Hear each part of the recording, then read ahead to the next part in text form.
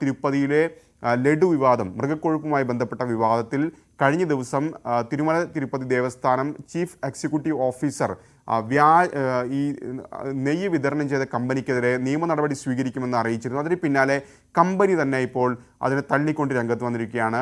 ഒരു അടിസ്ഥാനവുമില്ലാത്ത ആരോപണമാണ് ഉന്നയിക്കുന്നതെന്ന വാദമാണ് ഇപ്പോൾ ഡിണ്ടിഗൽ ആസ്ഥാനമായ AR ഫുഡ്സ് ഇപ്പോൾ അറിയിച്ചിരിക്കുന്നത്. അതായത് അവർ പറയുന്നത് അവർ എല്ലാവിധ പരിശോധനകളും നടത്തിയാണ് ഇത്തരം നെയ്യുകൾ ഒക്കെ തന്നെ ഭക്ഷ്യവസ്തുക്കൾ വിതരണം ചെയ്യാറുള്ളത്.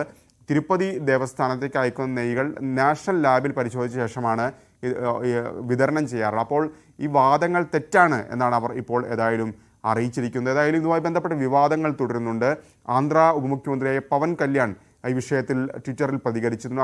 അതിനെതിരെ വിമർശനവുമായി പ്രകാശ് രാജ് അടക്കമുള്ളവർ രംഗത്ത് വന്നിരുന്നു. കാരണം ഇങ്ങനെ ഉണ്ടായിട്ടുണ്ടെങ്കിൽ അതിൽ നടപടിയെടുക്കുകയാണ് ചെയ്തത്, മറിച്ച് വർഗീയത ആളിക്കത്തിക്കുന്ന തരത്തിലേക്ക് പ്രചാരണം നടത്തുന്നതായിരുന്നു പ്രകാശ് രാജിൻ്റെ വിമർശനം. ഏതായാലും ഇതൊക്കെയാണ് ഇന്നത്തെ ദേശീയ വാർത്തകൾ. ആര്യ, തീർച്ചയായും. അപ്പം താങ്ക് യു ER, സമഗ്രമായ ദേശീയ വാർത്തകൾ പ്രേക്ഷകർക്ക് മുമ്പിലേക്ക് എത്തിച്ചത്.